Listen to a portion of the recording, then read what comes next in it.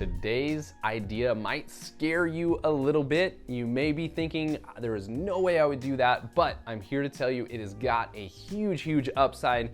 Today, we are going to talk about student housing. That is investing in properties near colleges and universities and renting them out room by room. There is massive upside. Let's dive into what you can do to identify those areas, find a great investment, and start making money in student housing.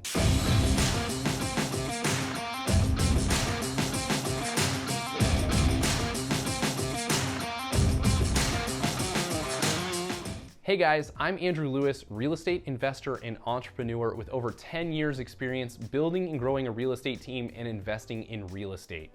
Before we dive into today's video, make sure you hit that like button, leave us a comment below, and hit that subscribe button so you don't miss out on future videos.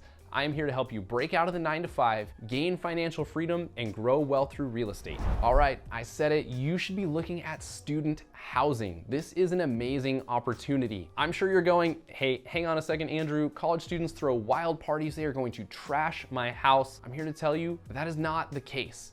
There are plenty of people out there with six-figure plus portfolios of student housing, and they have not had problems with those tenants. If you have a fraternity house, it might be a different story, but you rent out those rooms individually to college students near the campus so that they don't have to live on campus. It gives them some freedom, and it's a great way to make more money on your property. So I want to dive into what it is, how to get it started, some things to look out for to help you on your path to owning student housing. So why should we even consider student housing to begin with? The reality is you may have a 3-bedroom, 2-bathroom home and you are looking to rent that out, and maybe that will bring in, let's say, $2,000 a month in your market.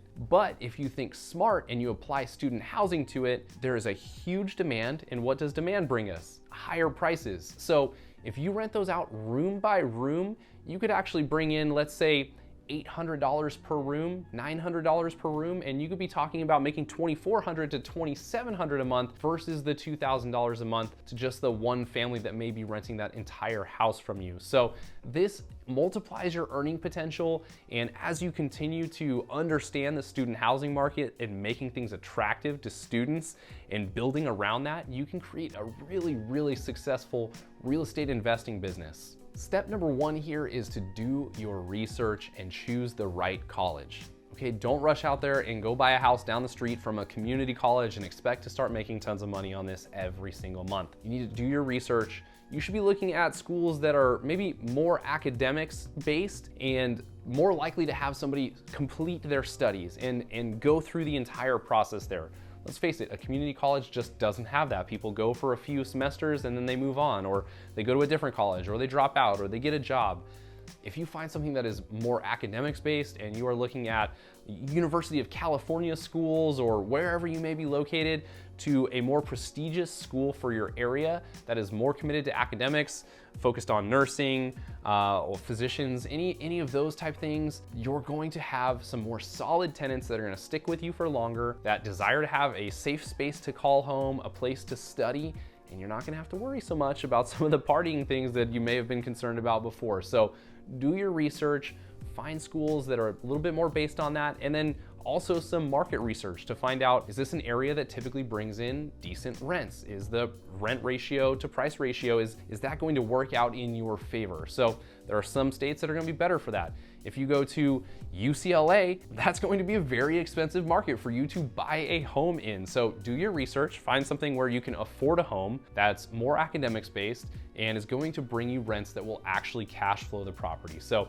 as with any real estate investing, you need to do your research, find out more ahead of time, and if you're looking to do this, maybe you should try to find somebody that is already doing it. You know, this real estate investing community, everybody loves to share what they're doing, and we're not direct competition with each other. So I'm sure you can find somebody that is already doing it that will share with you some of their experience and some of the areas that might be helpful for you. Next, when you make a purchase, you want to make sure that it is attractive to those college students. So you want to make sure that it is very close proximity, as close as you get to school. You want to make sure it's walking distance if possible. Make sure there's plenty of parking so they bring their car, they've got somewhere to store it. Even if they're walking to campus, they're going to drive to the house from wherever they're coming from. So you want to make sure there's plenty of parking. They don't have a car sitting out on the street that they have to worry about, and it should be close to food and shopping and some of those things. And I know I'm describing a unicorn that's close to schools with great parking and has tons of things to do around it, but the more attractive the location, the higher the premium of rents that you can charge. And again, you just have to put yourself in mind of a college student. What are they doing with their time? What are they doing with their days? And focus directly on that. You're not marketing to a family that's looking for a gigantic backyard to build a pool and have fun in the backyard, but you're looking for a great location, close to things, that features the amenities, and start to think about things inside the property as well that you can do, because this is going to go a long way for some of your rents.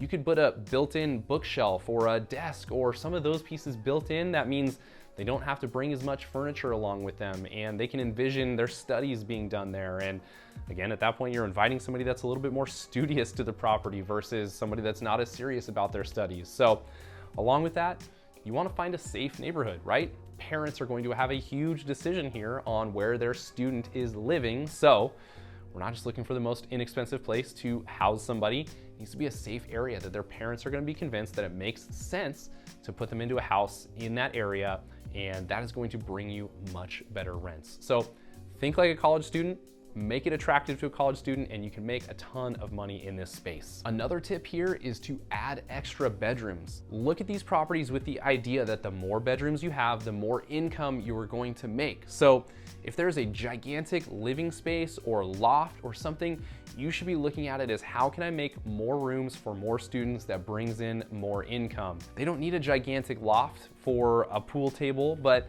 everybody needs a place for their bed. Think dorm room. Think what they're bringing to that on campus. Obviously, we're trying to make this property more attractive to them and give them more freedom, more space. But if you can add an extra bedroom, that's a couple $100s more a month in your pocket by putting up a piece of drywall in a loft. That could create 2 bedrooms for you out of one space that wasn't being used for that. So think a little bit more on how you can add some bedrooms. We're not talking about adding to the structure, although you could do that, but run the math to make sure that makes sense for your area. But if inside that house you can make 1 bedroom into 2, and obviously keep in mind, we're not just trying to put them in a little jail cell, but you want it to be a nice size, but if you can add an extra bedroom, that's gonna be a huge plus to you. So think about that while you're out shopping for properties. Next, you want to make sure once you've made that purchase that you market your rooms well. This goes for any type of real estate investing. When you are trying to rent out a full property or just some bedrooms, marketing matters. The way you present it matters. You love to go on Airbnb and look at the photos there because they are lifestyle photos, they're attractive, and that's why you like to look at those things. You need to think along the same lines as when you're marketing that property. So why do people like seeing things on social media? It's because of all the filters and the cool things that they get to see. You need to do the same with your marketing. So make the rooms attractive, market them well, show them why the location you chose and why it's great for them versus being on campus. Advertise it in areas that they may hang out, local coffee shops, libraries, things like that, where you may see some of those students. Put up ads wherever you can and be smart. Market it directly to them. Lastly, we want to avoid problem tenants. Again, this is across all boards of real estate investing and owning rental properties, but you want to avoid bad tenants here, and that's where that marketing comes into play. You want to market it, create demand for your room so that you have the choice of tenants, so that you can screen them properly and vet them properly and make sure that this is a great fit for your property. The more time you spend here, the better, honestly. It can cost you thousands of dollars for picking the wrong tenants on any kind of a real estate investment. So the more research you do, the better, but you've got to create that demand to avoid some of those problem tenants. So that's the breakdown on student housing, how you can take a home, divide up the bedrooms, make some extra income. There's much more money to be made here by renting out to single students individually, bedroom by bedroom, versus the entire place to just one single person. So think about this. This is a great thing to consider. You've always got the demand. We talk all the time that the number one thing you have to worry about is vacancy when it comes to real estate investing. And when it comes to student housing, you've got multiple tenants in multiple rooms. You have to worry less about vacancies because one student moving out isn't going to kill you and leave you with an entire house payment. You're typically not going to worry about 5 students moving out all at one time.